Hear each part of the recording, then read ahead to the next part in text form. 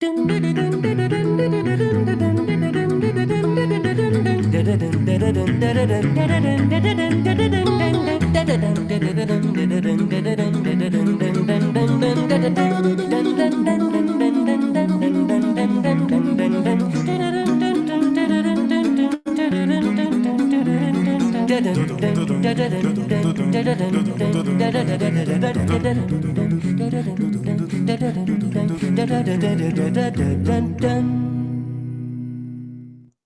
evening, ladies and gentlemen. We're so glad to welcome you as part of our community tonight.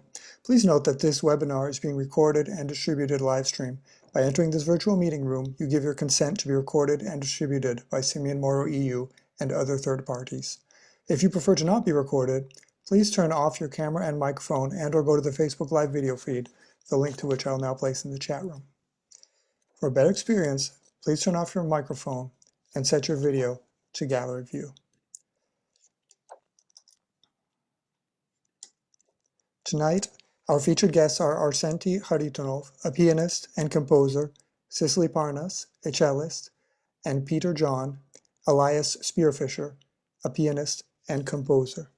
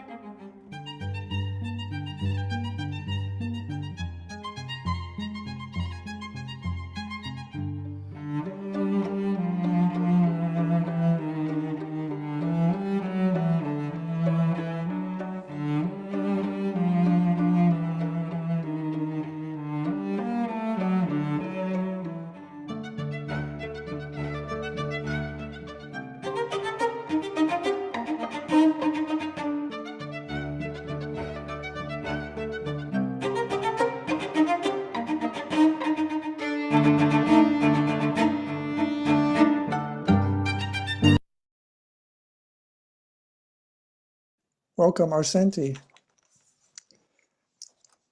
So, Arsentiy, tell us a little bit, can you maybe introduce yourself? Tell us a little bit about yourself.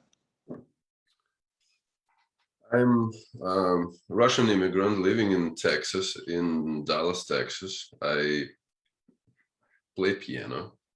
I also compose for that instrument and for many more. I have an agent, a concert agent in New York, who before the COVID started was pretty successful in pulling all the strings, giving me recitals. So now I'm pretty busy in composing new works and waiting for the new season to start. Fantastic. Cicely, welcome. Thank you for the lovely video of your arrangement of Saint-Saëns. Can you tell us a little bit about yourself and your work? Yes, absolutely. Thanks so much for having me. So my name is Cicely, I'm a cellist, and in that video you also saw my sister Madeline, who's a violinist, and we do a lot of stuff together. Yeah, so I play a lot of different kinds of concerts, a lot of recitals and concertos, and in recent years I've been branching out and doing other things as well, like arranging, and I'm kind of starting to get into composing and all sorts of different other things that are kind of survival skills, I guess, in the modern world. But so I feel that I definitely have the label of cellist, but it's sort of like branching out into other things. Okay. Peter, welcome. Can you tell us a little bit about yourself?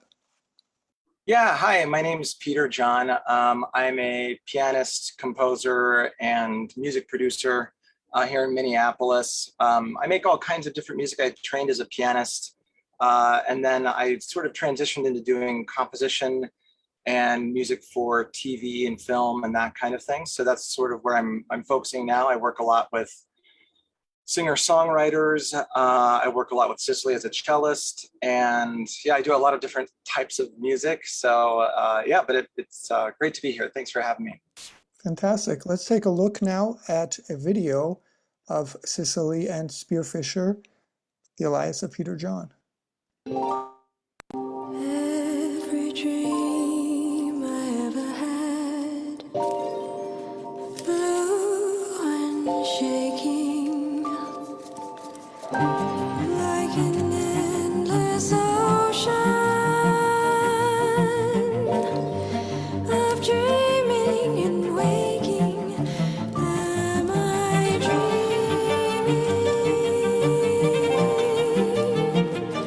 Will I fade? Am I dreaming?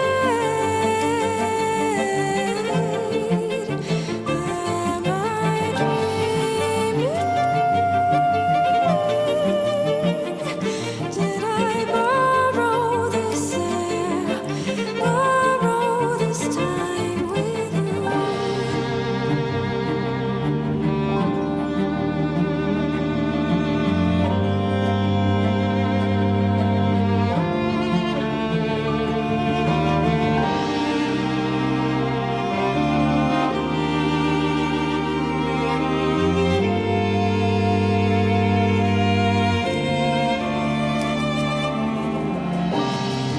A rush of stars.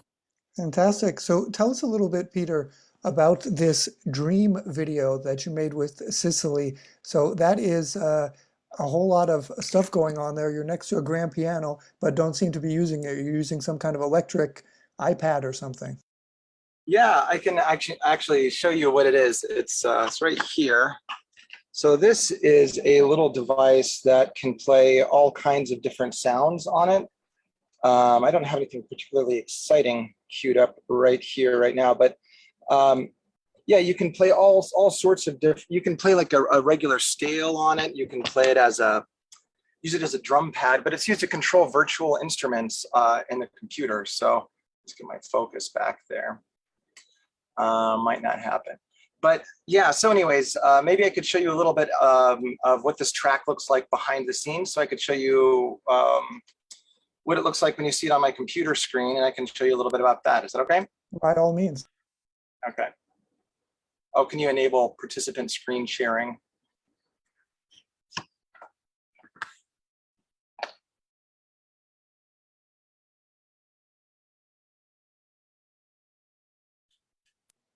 Okay, should be all set.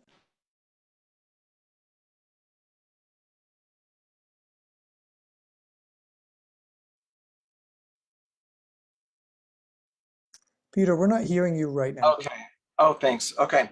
So here's what this actual track looks like when you look at it on the computer. So you can see all these left to right is kind of the timeline. So you know, this is like the beginning of the piece, and this is the end of it, right? Whereas up and down are all different tracks. So these little let's see. So if I open one of these up, you can see kind of the amount of like this is a section of vocal takes. So each one of these is a different waveform that have been grouped together to make a single vocal. And Cicely has a great voice, but we did like, look at that. That's like 60 takes or something to combine into that one vocal stream. So it's kind of incredible. As you know, a lot of classical composers, they look down on pop music or they think it's easy or something. But it has a level of complexity that's really incredible. So a few other things I can show you in here. These are all the different sound effects or you know, places where we have some things. I'll play a little bit from here. Hopefully you'll be able to hear it. So, oops, I'm sorry about that. I need to, 1 second. Okay. Should be better. Let's try theirs. That should be.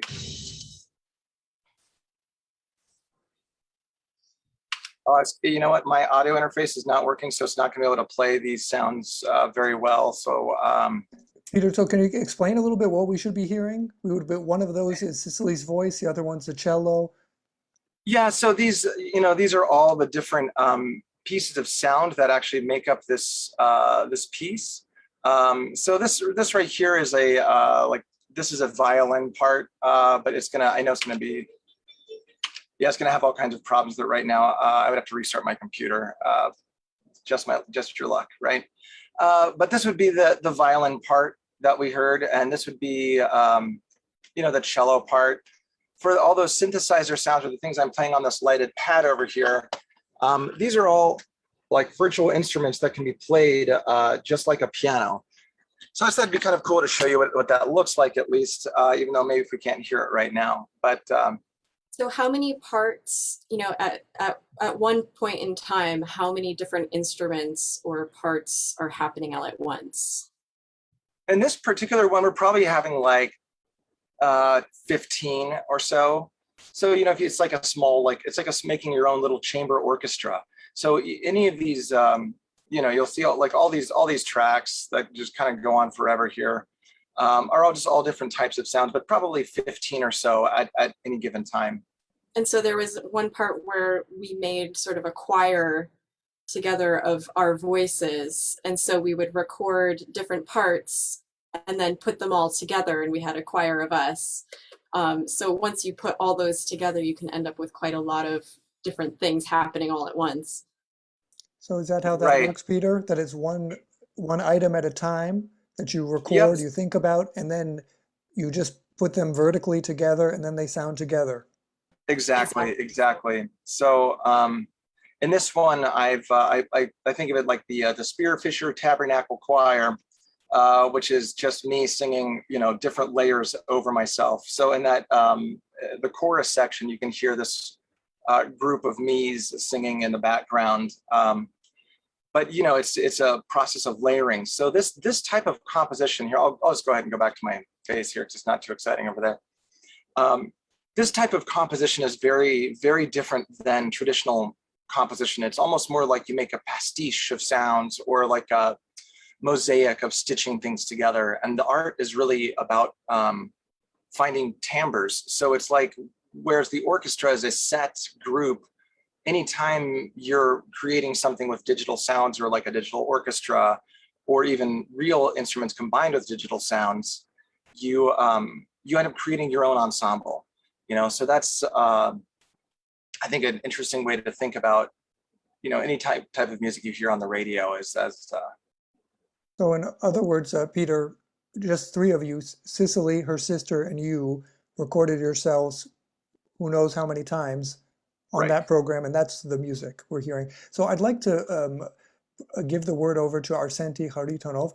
Arsentiy, we see that you're seated there next to an analog instrument with some ink on paper. So tell us, what would Beethoven have done, or what would you do with a program such as Peter's? Doesn't seem that he wrote anything down with a pencil, that he simply went by his ear and what he wanted to feel like singing that he recorded. What's the difference? What would Beethoven have done with such equipment? Yes, it's a good question. I would say that Beethoven would be probably doing more what Peter is doing, at least using the same equipment, because unlike me, I'm using this dinosaur of an instrument that was created in 1783, and I mean just little variants of the same instrument that kept through the ages. But Beethoven, he was using the most modern instruments to his time. So apparently, if looking at that as a fact, logically, we probably will be can imagine that he would use the most modern tools today. So I think Peter is closer to Beethoven than me. I'm sort of this. Some people call me like a retrograde composer. I'm using pencil, I'm using notepad, I'm using piano. Though, well, I'm not as computer savvy as Peter, but I do have a couple of similar software at the computer sometimes for me to check how it sounds, because I'm not on a level of deaf Beethoven who could hear everything in his head, and come up with this amazing harmony. So sometimes I have to just verify. I'm not saying that I'm cheating, and I wouldn't even consider it to be cheating, but it's a good way to verify. I think one should use modern technology if we want to. There's nothing bad about that. That's Understood. definitely. So I'd just like to comment quickly.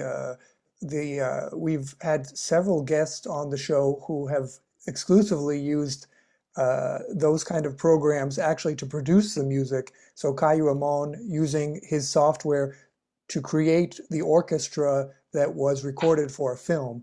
And I asked him, how did you come up with the money to pay such a great orchestra? And he said, no, that's actually the software. I mean, it's Exactly. incredible that it would come around that way, to be the software be even better than humans. So I'd like to go quickly to Cicely. Can you tell us about singing? So I didn't expect that you would be singing this. I said in the introduction you were a cellist, but it turns out now that you're a singer. I imagine your sister also was maybe singing in the Peter John Tabernacle Choir. Yeah, my sister didn't actually sing in that one. She just played violin. Yeah, I think as I went through conservatory and did the whole classical music thing with cello, I was looking for other ways to feel creatively satisfied. And the first sort of manifestation of that effort was in songwriting. And it started with just taking some vocal lessons because I wanted to get more comfortable with my voice, and it's such a beautiful, natural way to express yourself. And I find it very helpful when I'm playing cello. I'll often sing whatever I'm working on and take that as inspiration for how I want it to sound on the cello. And then I sort of realized, oh, this can be a really satisfying creative outlet. And working with Peter and all of the things that he does with music licensing and music for TV and advertising and movie trailers and all that stuff, there's a big there was a place to put that effort too, which is also nice. Got it. And Cicely, maybe tell us a little bit about your academic experience, because as I understand it, you've won all the competitions, you've played with the orchestras. I mean, you're at the top of the classical cello world. And then somehow being there at the top, then you kind of changed your perspective a little bit, and then you started to go into this pop music world. Is that correct?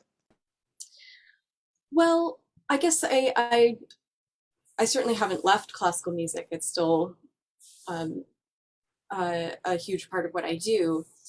But yeah, I felt leaving conservatory extremely lost, and they don't teach you anything about how to survive once you leave school. They don't really teach you about finding agents or getting concerts, how to even put on your own concerts, marketing, like all of these things we are forced to do for ourselves in this modern era. It used to be that you would have people helping you with all those different things, but especially with social media, it's so hard to do all the things that you need to do.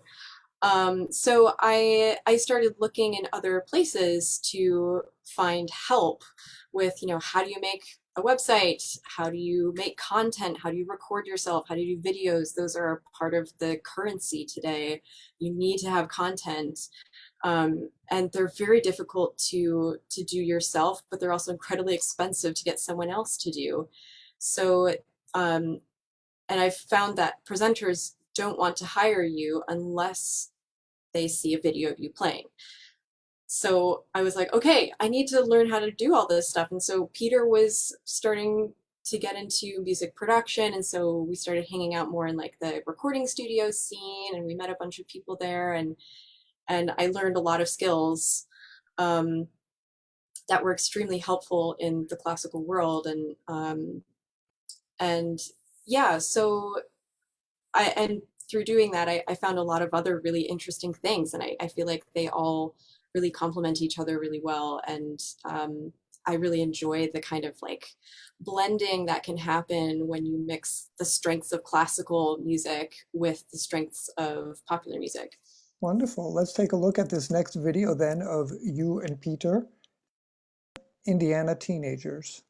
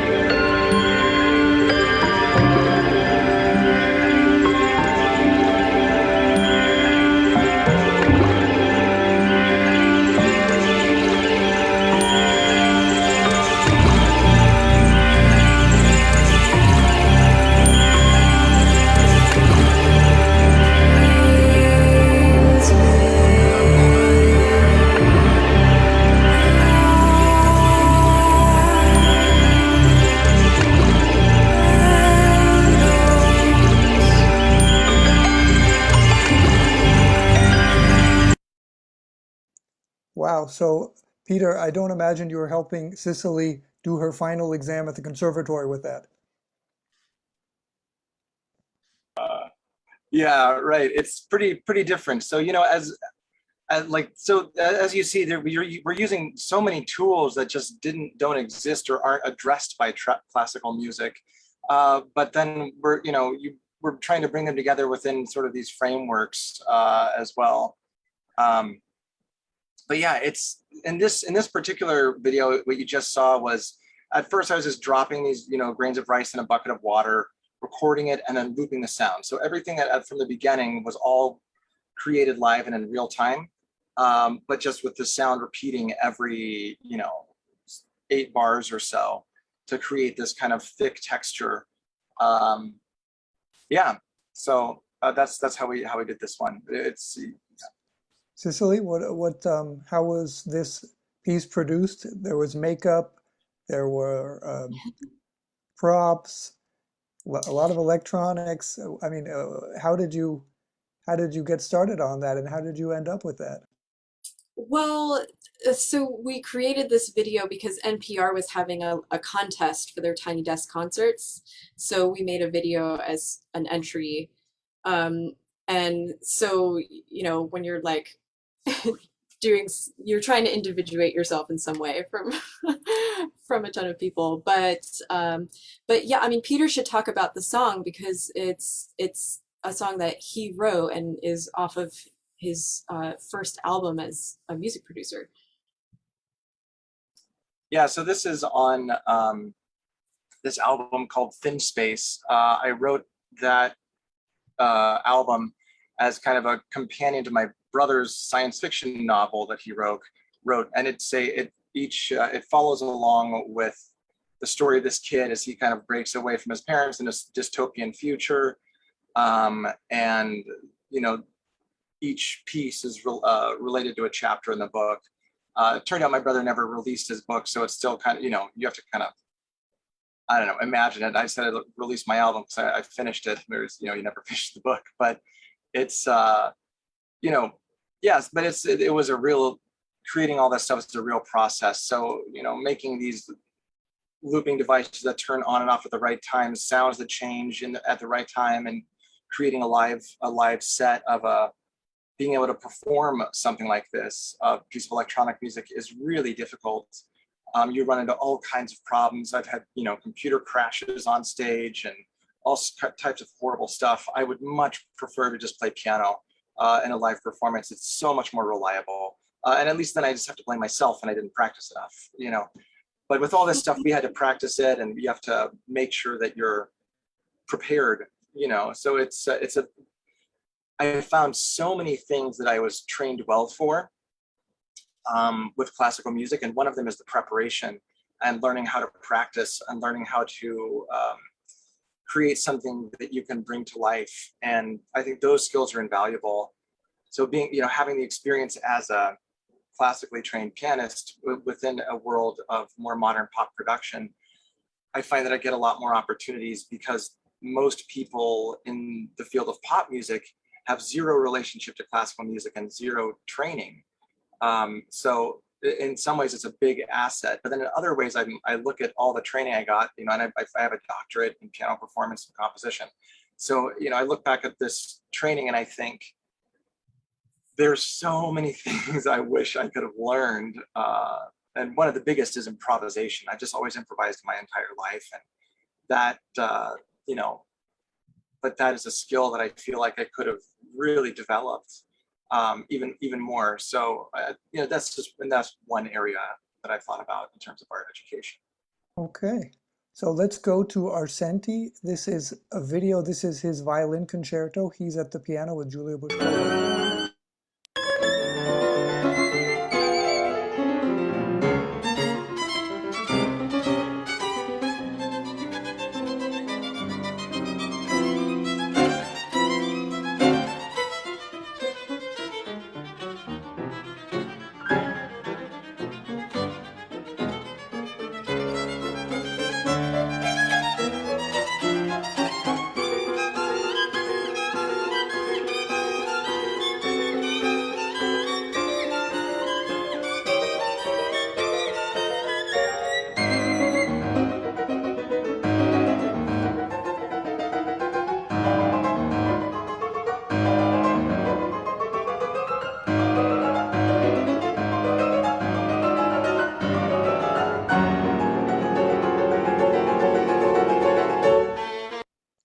Fantastic. So tell us a little bit, Arsentiy, one of your missions is to find new ways of approaching and speaking to the public.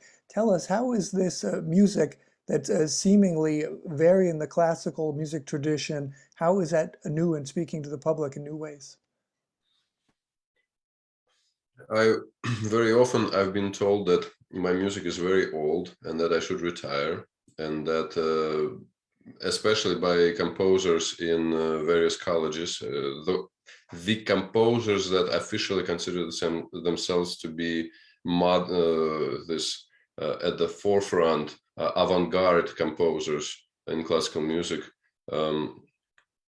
I personally believe that this whole theory of Darmstadt composers, the composers after the Second World War, and with all that non-stop exploration and it led to nowhere pretty much. The composers nowadays, how they consider themselves, the contemporary composers nowadays, they are so far apart from the audience, starting from that composer Milton Babbitt, who wrote an article, "Who Cares If You Listen?" Those composers that receive direct paycheck from the universities or from conservatories, they somehow realize that they don't need an audience. They can survive financially just okay without it. And that led to a big gap between modern composers and and the audience. If we think about great classical geniuses like Bach, Beethoven, Mozart, Chopin, anyone, they carried for their audience. They were, yes, they were composing, they were looking for new ways to express themselves, but nonetheless, it was always had this grain of connection, grain of humanity in it. You know, the connecting to the audience on a human, in human ways, because they considered music to be this magic that connects people. You know, they didn't consider a sound just like a piano sound in the empty hall to be you know, fulfilled. They thought that it's a two-way process, that audience participates 50-50 with people on stage. And so today somehow it these guys they don't really think that it's no more necessary, especially with all the digitalization of music that and invention of recording. There's no such thing as, oh, you know, this music is here now.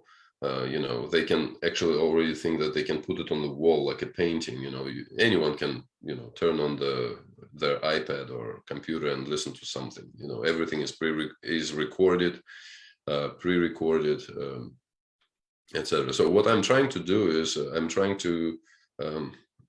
more specialized in writing music for performers. So there will be again this pool and interaction between composers and performers and audience.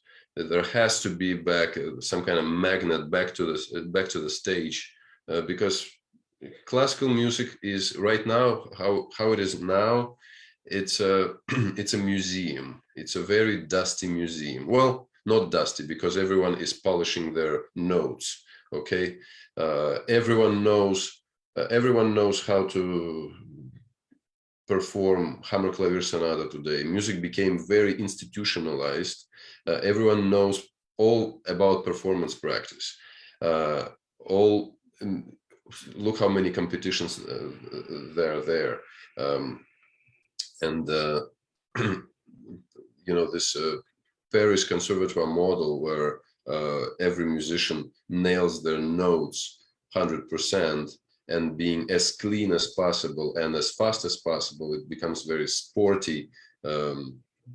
Music became very sport-like, clean, and at the same time, I'm talking about, it's just my opinion, and very boring in a sense, or predictable. I would say predictable. I totally agree with Peter about music education today, that the lack of improvisation, well, obviously the lack of improvisation is because people are told that they cannot make mistakes, and improvisation as a process requires you to make mistakes, because this is part of the improvisation as a whole. The goal there isn't, the fear is not to make a mistake, but the fear is to get stuck and to get around. So people in improvisation process, they learn how to get away from those musical dead ends. Okay, and it has to be taught in conservatories and universities, as well as you know, composition 101 has to be taught to every performer, because what I think is another problem that composers, let's say after Shostakovich, they are primarily classical composers, that is, they're primarily theorists. They cannot play, and very often what happens is something, they had an idea, they wrote it down, and then when they ask performers to perform their pieces, performers look at that and saying that, well, this is impossible because it's just gibberish. The theory. Arsentiy, Yes. But can I break in and can I ask you, is it not true you're also one of those pianists who's at the top? You've won the competitions. You're also an excellent sport pianist. Is that not the case? Well, I yes, I'm a concert pianist. I performed a lot of concerts before the pandemic hit.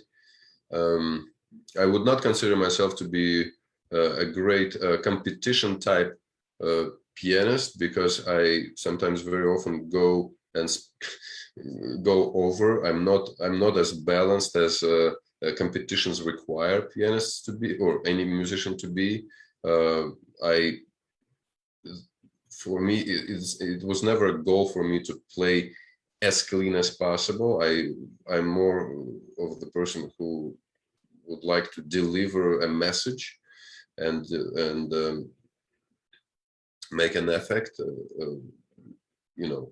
connect the audience and the composer. I'm trying not to interfere in between. So And so you started with piano, and then it yes. became clear to you through the piano that you went into composition. So it really had nothing to do with writing down notes on paper. It had more to do with playing the piano. Is that the case?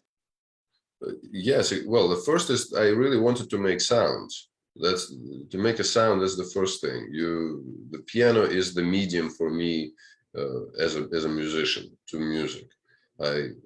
I can also sing, but that can be maybe during a church funeral. I'm very low bass, so it's a I don't think pop music will welcome me that right away. So with my voice range, but as a pianist, I felt that, well, I know this instrument quite sufficiently, and as soon as I started to actually play piano, I started kind of late. I started when I was 16.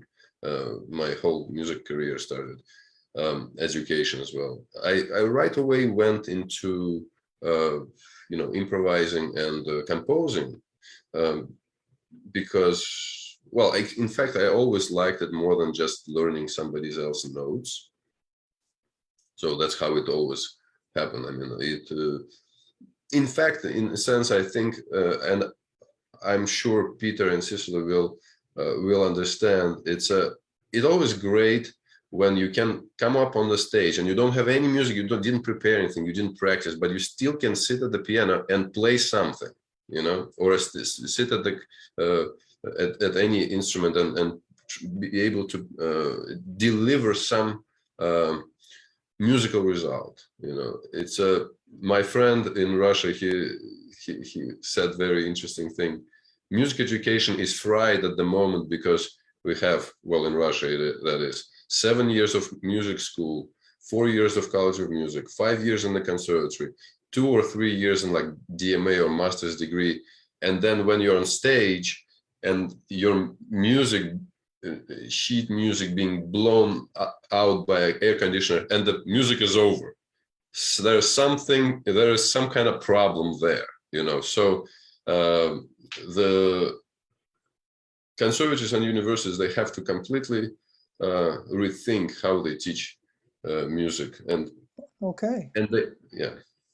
So I'd just like quickly for us to go to this music that you wrote for Cicely, because both you and Peter wrote a solo cello piece or accompanied cello piece. So I'd like us first to take a look at Peter's piece.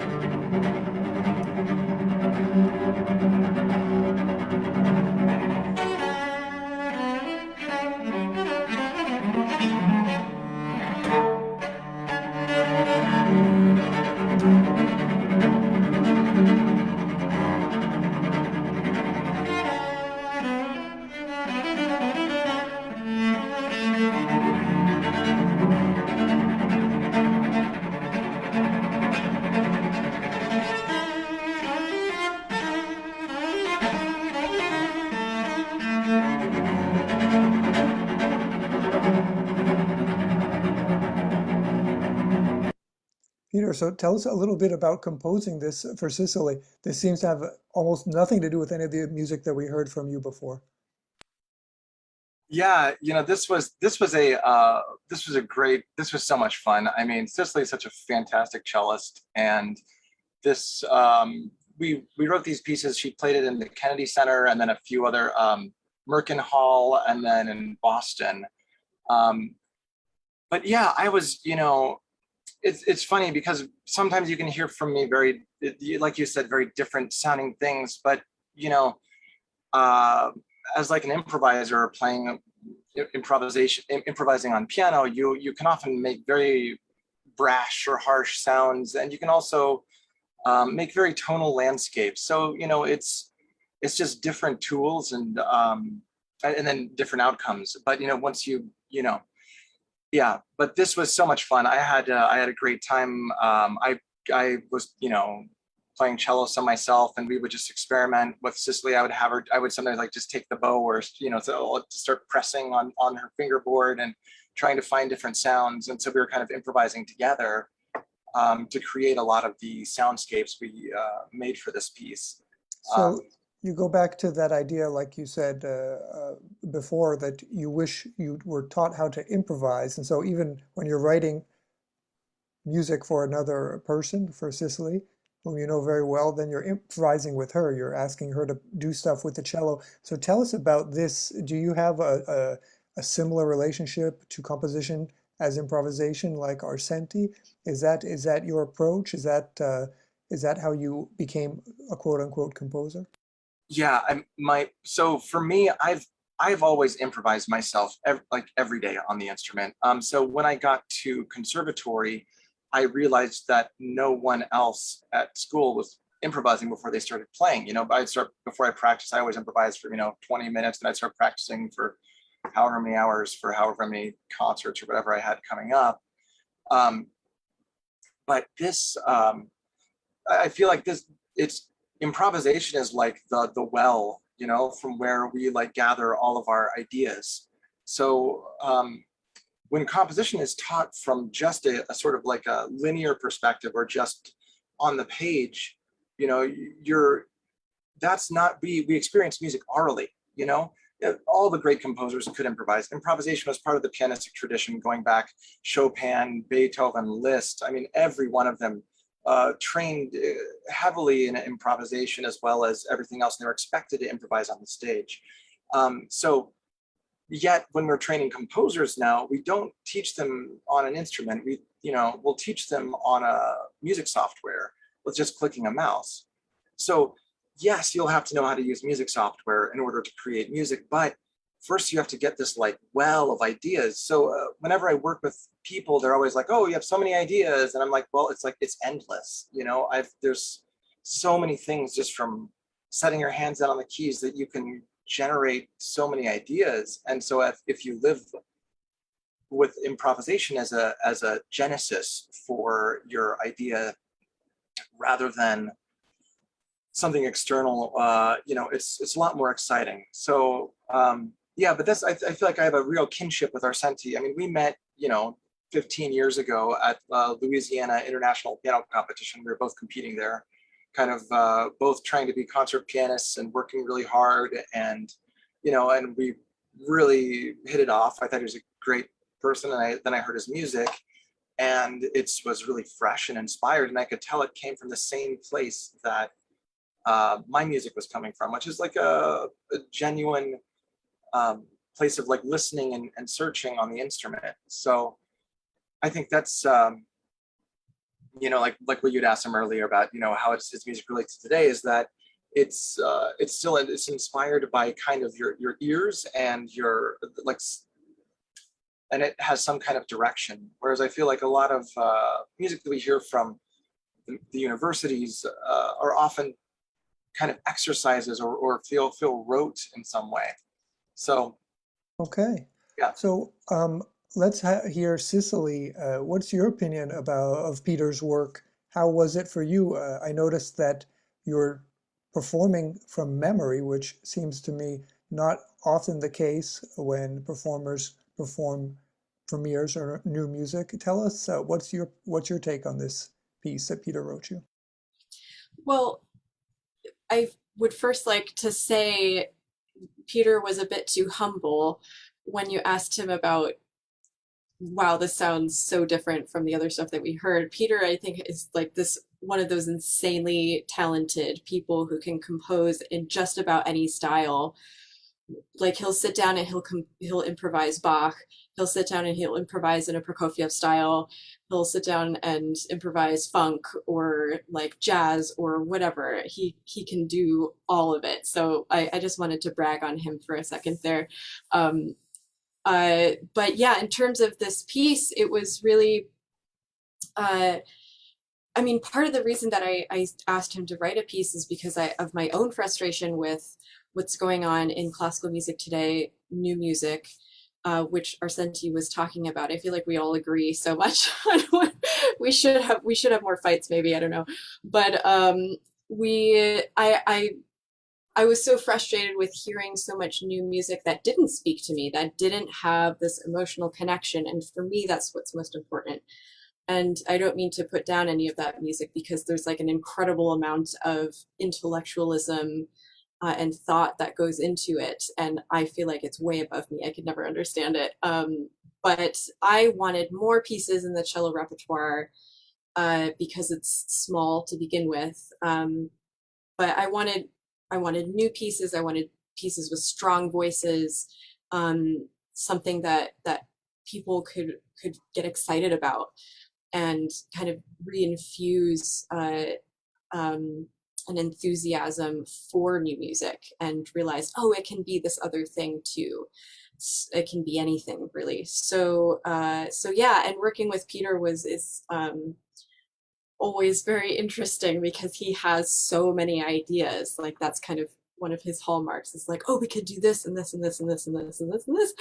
And so his job is to just kind of like figure out which ones he wants to use. So yeah, the process of writing it was very exploratory, and he did like take my cello and just try some stuff on it. And I was kind of like, there's no way you could do that. And he's like, no, but what if you do this? And then we figured out ways to make all these things work and kind of come up with some interesting things. And actually the second movement of this piece is all improvised. And that was terrifying for me. I think I cried a little bit when he said, oh, the second movement's going to be improvised. Because coming from classical training, I just never had to improvise, and it was the scariest thing. But it's, sort of a structured improvisation, so you kind of have a guide for what to do. But it was an amazing kind of stepping out of my own comfort zone, and it was just so exciting to get to share it with all these different audiences, and everybody loved it. Like they gave it standing ovations, and to me that was so exciting. Okay, so now we have to listen to Arsentiy's piece. So it's going to be tough to be as laudatory. Let's hear Arsentiy's piece.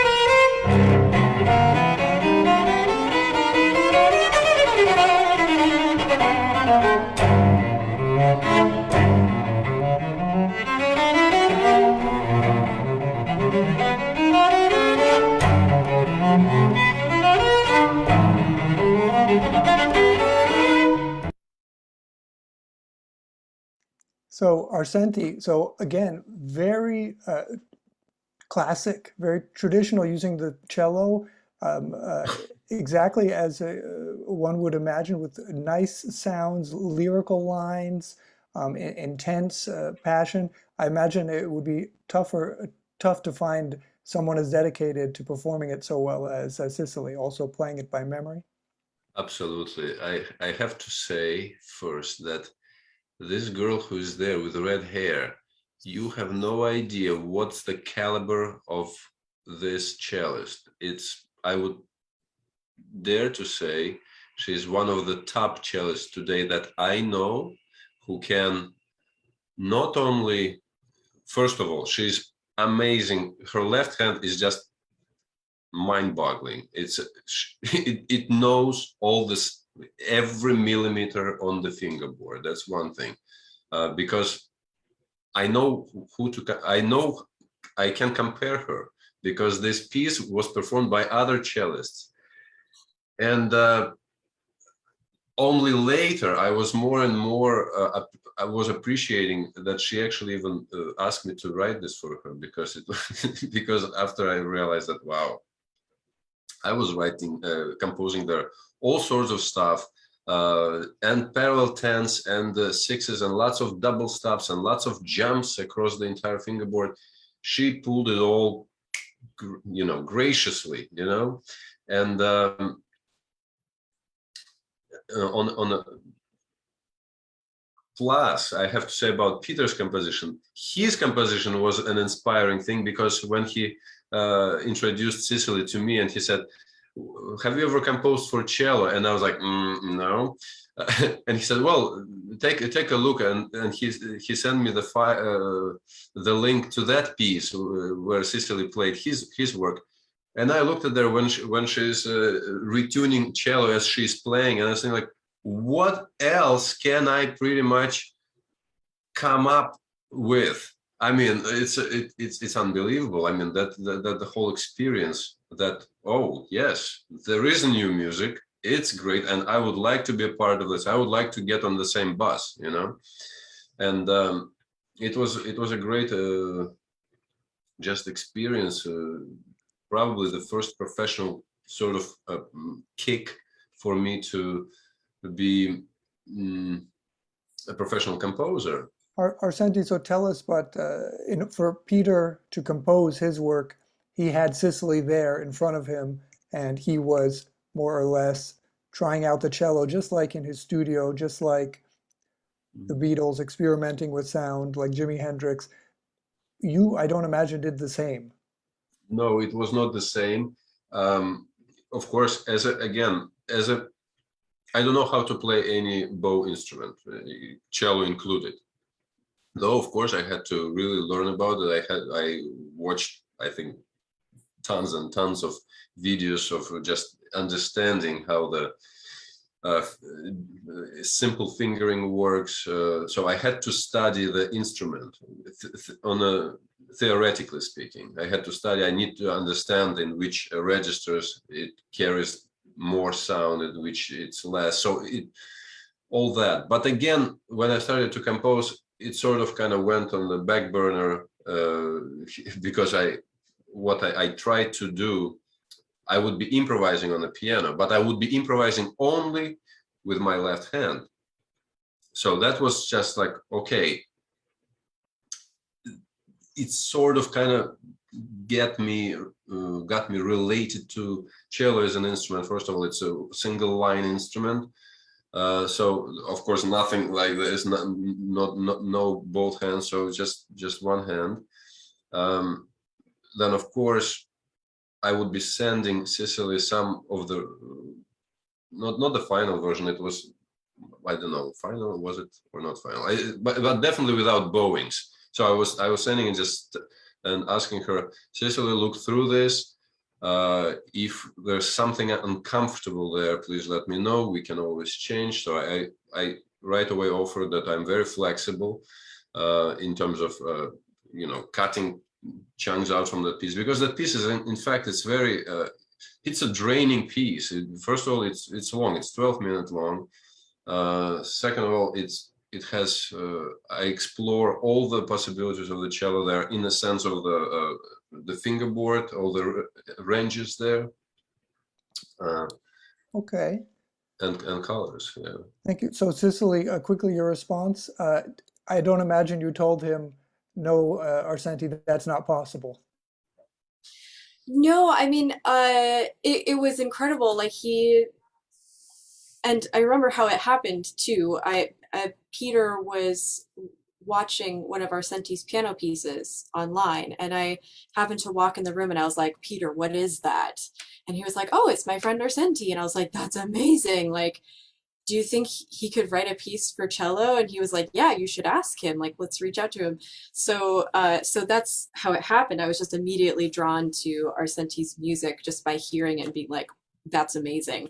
And so I just was so thrilled when I got this piece because it's so his voice, and it's so strong, and there's like, it's one of those pieces that you can grow with and you can spend your entire life with, and just the depth of the music there is so inspiring. And so I'm just so grateful that he agreed to write this piece for me. And even also amazing was the fact that he sent it to me and it was basically done. Like there may have been like a couple things where I was like, oh, I can't do that particular note, but it was all there. And I just immediately fell in love with it, and knew this was something that should be in the standard cello repertoire. Wonderful. I also have to add, I would like to add, when Cicely invited me to go to Minneapolis when she would be recording this piece. So I come to Minneapolis, and then I see that she's 100% sick. So with what is that you had, tendinitis or something. She had a fever like day before, and then I was thinking, okay, she's about to, I guess that recording should be there. So we get to that museum, set up. She records the whole thing to my ears perfectly, 100% from the first take. And I was like, oh, I've never experienced any performer to be, I was thinking like, she's not a robot, is she? Because it was really amazing. But all the human component was there from the start. It was really remarkable. Lovely. Maybe it helped to be like physically suffering a little bit. Wonderful. So unfortunately, we're out of time. I'd like to quickly just ask each of you what your plans are in the next months. Peter, do you have upcoming concerts? What do the next months look like to you? Yeah, I'm doing full-time composition for TV, trailer music, and that. There's a company called Pusher Music that is an intermediary for all like Marvel, Disney, Hulu, that kind of thing. So I'm going to be writing movie trailers, and it's a very crazy thing. You basically 20 people, so you're one of 20 that are submitting things for this thing, and then they pick out the best one, or sometimes the best 3 or 4, and the budget is either split or you don't know the budget's going into it. So it's all you got to fight to win kind of a thing. So I'm going to be doing a lot of those, and then I'm also I'm submitting music to. I'm working with singer-songwriter Michael Shines, who's a local person who's fantastic singer-songwriter. Cicely and I are working on an album of music that we're going to be putting out, and I'm almost have that finished. So I have a lot of stuff, but it's no concerts coming up right now. It's all music composition and electronic stuff, which is also great. Sounds like you don't have any time for concerts, so that's good. We look forward to hearing back from you, Peter, and hearing about all of your many successes. Cicely, tell us what's happening, what's coming up soon. Yeah, so obviously because of COVID, I have a quiet year coming up with performances, but I do have 3 concertos, which is awesome. And I have my own passion projects. Like I said, I'm getting into composing, so I'm working a bit on that, and I'm doing a lot of arranging for my sister and me. And currently I'm working on a project I'm really excited about, where I arranged the Lark Ascending, which is for violin and orchestra, for violin, and violin solo, and then 2 violins and 2 cellos. So I had my sister record the violin part by herself, and then we recorded each of the reduced orchestral parts individually. And so I've been putting them all together, and I have mixing and mastering and then putting video together with it. But in the end, it'll be like her with an orchestra of her and me together. So I'm doing a lot of kind of weird projects like that. Well, the last time the recording we heard at the beginning of the show was just fantastic. So we look forward to hearing the one of the Lark ascending. Thank you. Arsentiy, tell us a little bit what's coming up. I am composing right now my piano concerto that is a long due. So pretty much studying instrumentation, reading lots of books, doing my chores in composition. So all that is here is a part of that. So I'm trying to balance it again with learning new repertoire for next season, because I know that any time now my agent from New York is going to crush on me and be scheduling concerts if the situation with this COVID goes better. So yeah, trying to balance my composition and piano aspects. Fantastic. Well, we look forward to hearing about your successes. So let's see how we can stay in touch with Arsentiy. There is his webpage, arsentiykharitonov.com, and there people can contact you just by clicking contact Arsentiy. Yeah. Wonderful. And then we have Cicely, cicelyparnas.com, the website that we saw before. And there are the videos, I believe her arrangements with her sister. And people can contact you just by clicking on contact. Is that right, Cicely?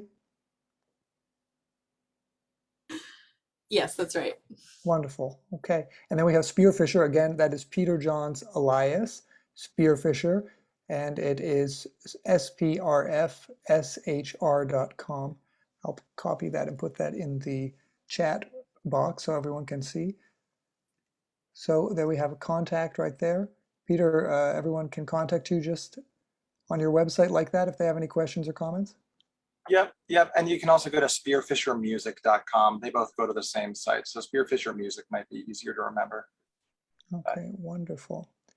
Fantastic. So I'm putting that in the chat room for anyone who would like to. So spearfisher.com and spearfishermusic.com. So thank you very much to Arsentiy, to Cicely, and to Peter. Hey, thank you so much, Simeon. Yeah. Thank you. So let's take a look at next Wednesday. We have the Summer Academy Opera of the Vienna Philharmonic, Don Giovanni. Opera productions are more than meets the eye and ear. Backstage technicians and understage musicians are just as decisive in an opera's success as the title role singers. So imagine the challenges facing last season's Angelika Prokop Summer Academy Opera of the Vienna Philharmonic in collaboration with the Music and Arts University of the city of Vienna. Learn to work seamlessly together while keeping extraordinarily stringent social distancing health precautions. Well done, crew. Not one production member was exposed to COVID-19.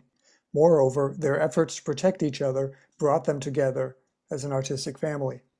According to casting agencies, such a superb production of Don Giovanni had not been produced in the past 40 years. Come welcome this pandemic-era production's protagonists to our show for a lesson on resilience. As always, all information about upcoming shows may be found at www.simeonmoro.com. So once again, thank you to Arsentiy, thank you to Cicely, thank you to Peter, and thanks most of all to you, our participants, for making it all worthwhile. From Vienna, Austria, from Denton, Texas, from Minneapolis, Minnesota, goodbye. See you next Wednesday. Thank you.